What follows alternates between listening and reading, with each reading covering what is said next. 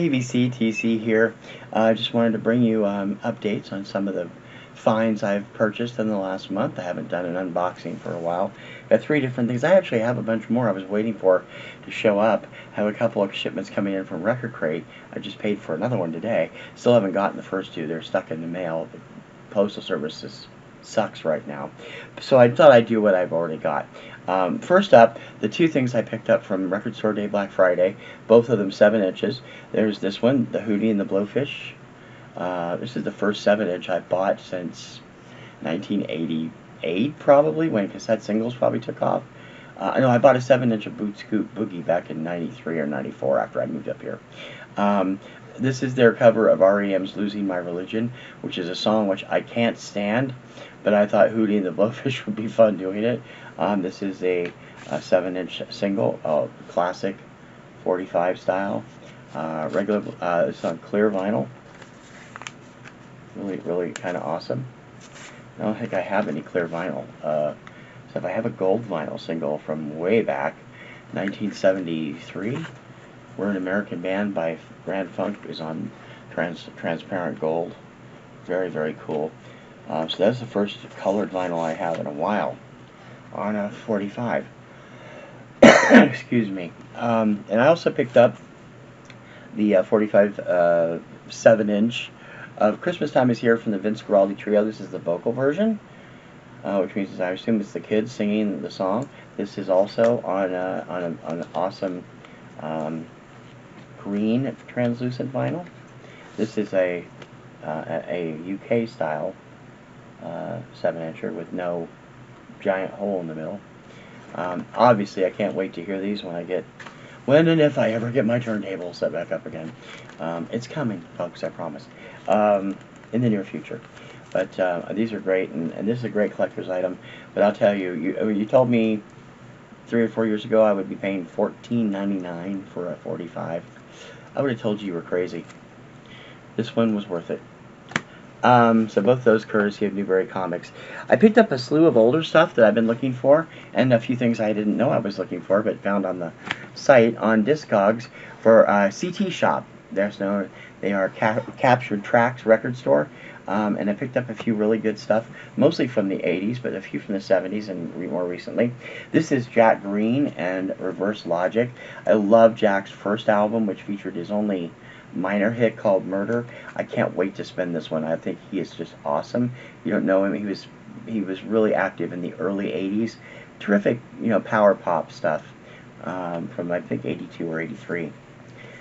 This classic comedy album from 1971 or 72. This is David Fry and Richard Nixon, Superstar. This is Fry was the preeminent Richard Nixon impersonator. This is, I think, the only album I have recently on Buddha Records. I have a lot of 45s. I don't think I have any albums on Buddha. I'll have to check. It'll be fun. The third of the 4 albums by Foxy that I've been looking for. This is Get Off. This was the first single that I'd heard from them. This is on Dash again. They're the only band that I have on that label. Ish Ledesma, the leader of this band, I love his stuff, and I can't wait to hear this one. Finally tracked down the last Helen Reddy album I did not have from the 1970s. It's her double live in London. This features 4 tracks, 4 sides, 2 albums, all of her big hits, best known in a medley at the end, but a lot of her stuff from 77, 78 in here. Unfortunately, this was before the album, excuse me, before the album Ready came out in 1979. So Make Love to Me isn't on here, but a lot of her other stuff is. Helen Reddy, live in London. I apologize for the slight cough I got right now. I'm taking medicines for the ear stuff I was having a problem with, and it's making my throat dry. I didn't know about this until I saw it on their catalog, and now I've gone back and found their other album and their albums they did with Fat City a few years before this, but I'm going to try and get all of them. This is Bill and Taffy and Aces. Bill and Taffy are Bill and Taffy Danoff, one half of Starland Vocal Band. As Fat City, they are the background vocalists on John Denver's Take Me Home Country Roads. I have always loved the Starland Vocal Band, and I am going to try and find all the early stuff by Bill and Taffy now.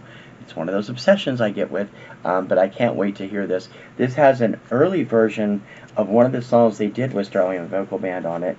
I gotta actually look at the album cover. This is what the back cover looks like. And the song that they would later do with Starlight Vocal Band on this album is Late Night Radio, which was the title track from their third album. John Denver also recorded it. Terrific song. And I can't wait to hear this. This is going to be awesome. Another artist that nobody really knows, I don't think, he had a minor hit in 1980. This album is mint condition. It was sealed when I bought it. Dan Rogers, and the album is titled Hearts Under Fire. Dan's had a minor hit in 1980 with a song called Looks Like Love Again. This is a Canadian pressing. He's a Canadian artist. It's on the Canadian IA label. His single is the only single I have on that label, which means this is the only album I have on that label. Looks Like Love Again is a great little, sappy love song from 1980, and it did hit the chart on both the Hot 100 and the Adult Contemporary. It wasn't terribly a big hit, but I can't wait to hear the whole album because I loved his voice, and it's going to be fun. I was amazed to find it. I'm going to leave this one for last. Another artist that I'm starting to collect a lot of her stuff, Yvonne Elliman. I loved Yvonne early on. I loved her from when she was with Jesus Christ Superstar in the early 70s. She started having hits on her own in 1976 with Love Me and Hello Stranger. Later, of course, If I Can't Have You, which is on this album. The album is called Night Flight. She would later have an album called Love Pains, which is my favorite song by her. I have the single and the 12-inch, but I don't have the album. I'm going to be looking for it. Love Yvonne. She's awesome. Finally, I got this album. This is Steve Kujala, or Kuhala, I'm not sure how it's pronounced, and Fresh Flute. Kuhala is a new age flautist and jazz flautist.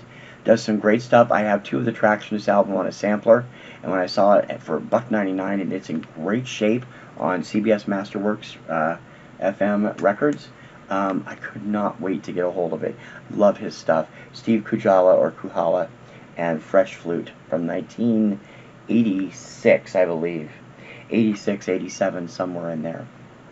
So those are the ones from CT Shop, and highly recommend them. They're great. They get the stuff here quickly, and have a lot of it coming. There's a lot more I want to get that I'm going to be looking for. Finally, I picked up a few things from the various sales that 2 hip chicks have been doing with Adam at Record Crate. First up, 2 12-inch singles. This is Gene Page and his disco version of the theme from Close Encounters of the Third Kind.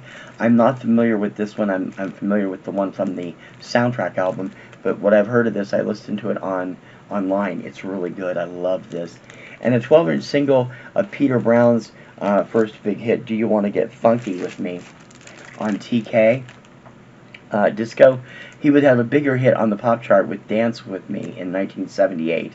That ubiquitous summer of 78 I keep talking about. Excuse me. This is also, this cover does not go with this record, but it was terrific bargain from them. And I also picked up some full-size, some full-length stuff.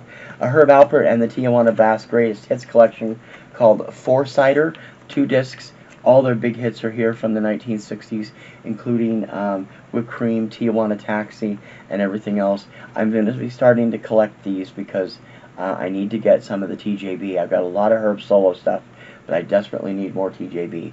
Love his stuff. An album from the Boston Camerata for Christmas, A Medieval Christmas. This will go into my Christmas collection.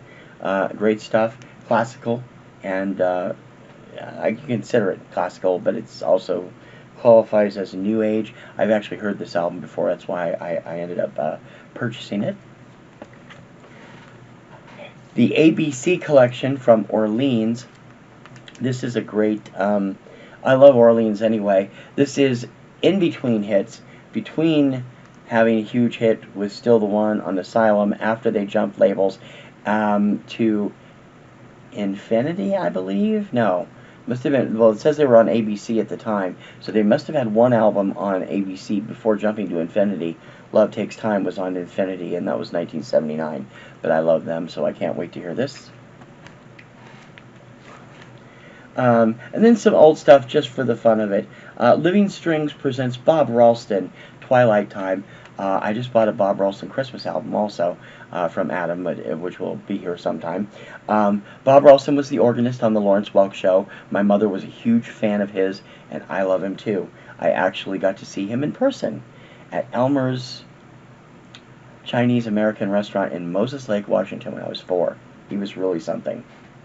And finally, I got this because I know Kim will love it. This is the first she's heard about it on this video. Hi, Ad. An album from 1978, although it must have been recorded much earlier because the person narrating it passed away in 1971.